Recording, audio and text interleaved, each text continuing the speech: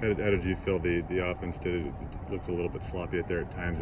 Is that just the natural transition to kind of like Coach Leach said, going from working against the ones mostly to ones and twos to scout work now? Yeah, acclimatization period, and a little to be expected, but better effort. And that's what you want. If there's mistakes, that's fine, but it needs to be full speed mistakes, and we'll get that cleaned up. And I'm sure by tomorrow it's going to look a lot better. What have you seen from Deion McIntosh so far in camp? Steadily progressing. He's keeps his pads square to the line of scrimmage, gets downhill.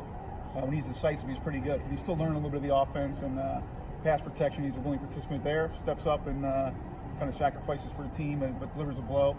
So I'm excited to see that. He's caught the ball well. I don't think he's dropped a pass kind of in this camp so far. Just continually, the more reps he gets, the better he'll get. So far so good. What's it like just having a guy like that to part of the tools back there? No, it's great. That's great. We kind of got a bunch of different guys that have different skill sets, which is nice. Max is kind of do-it-all guy, and Clay's kind of the bruiser, and Deion kind of can do a bunch of the both as well, and Juventus can run like the wind. So it's a nice little combo of guys back there. Deion's a guy who's now had to learn how to keep three different offenses in his college career. How has his transition been as far as that stuff goes? Pretty quick. He played in high school, so his offense, a little bit familiar with that part of it.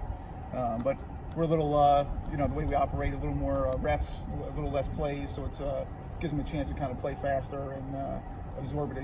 6 days in, he ran through all the plays twice. By the time we get to where we're at now, he's it gets easier and easier. You guys have two running backs from Florida. I mean, that's a pretty popular place for skilled players, but is that a place you guys will continue to keep going based on the results from Tavares was from there, and a number of guys throughout the years, and now two running backs? Yeah, I think it's a good little pocket for us. We have we've hit on some guys there, and obviously in Florida there's good football. And really we're just looking for a certain type of guy. And obviously, like I said, Deion played in our offense in high school. Juventus can roll. We kind of found him just off of look at some track times, and also you look at his film, and it's a no-brainer. Good thing about that was he was kind of tucked up all the way up in that panhandle, so we don't get as much traffic, but he still had a bunch of offers. So we'll keep plugging away over there and see what we can get. As far as Max goes, he's got a year under his belt. Have you seen maybe anything change mentally with him as far as his confidence goes? Yeah, and he's always been confident, but it's grown, and now he's kind of taking a little more of a leadership role, especially within the group, but really working on being intentional on little things in practice. How is he gonna get out of certain tackles, and how's he gonna stem a certain defender, set up his blocks, those type of things. So I think you'll see another fairly sizable jump from year one to year two from him.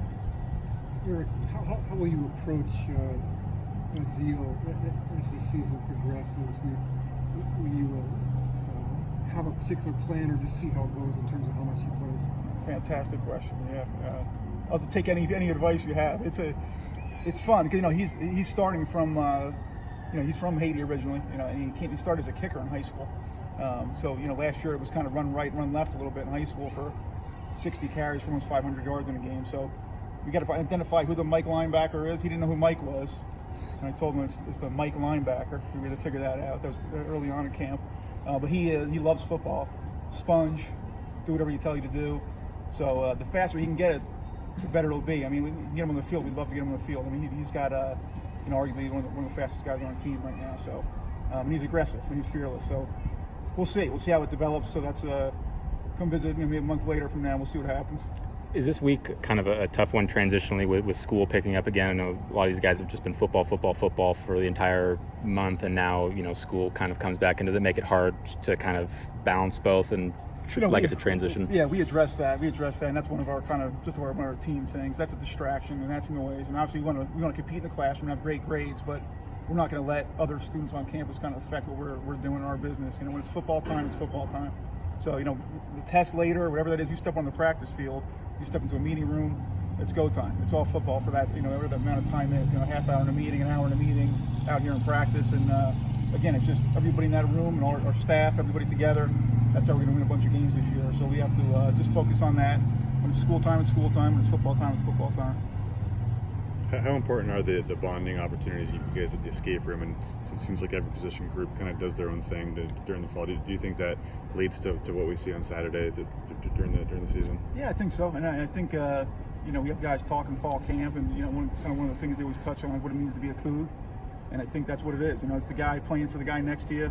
we have a chip on our shoulder and play for each other. We do a little bit extra than everybody else, in our minds, so it's the blood, sweat, tears, and a lot of cliches, but we're going to be a family unit. We're going to be tight. We're going to play for each other. We care about each other.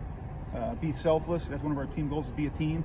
And that just means not mattering who gets the carries or who gets the reps. We want to win the game. And it takes all 22 in the field and special teams, and the sideline guys got to be cheering and positive, that kind of thing too. So I think it's great. And our town's perfect for it because it's a small town, and our guys get to hang out with them quite a bit.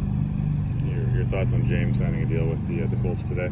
No, fantastic. Yeah, fantastic. My old head coach actually at Wingate University, Joe Reich, because his brother is Frank Reich with the Colts. So I shot those guys a text, man. So good luck. Let's get Booby going over there. So we'll see what happens.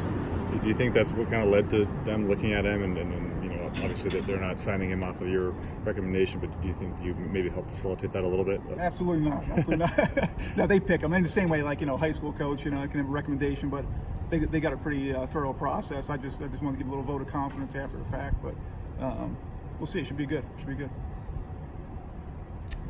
Good, Coach. Thank you.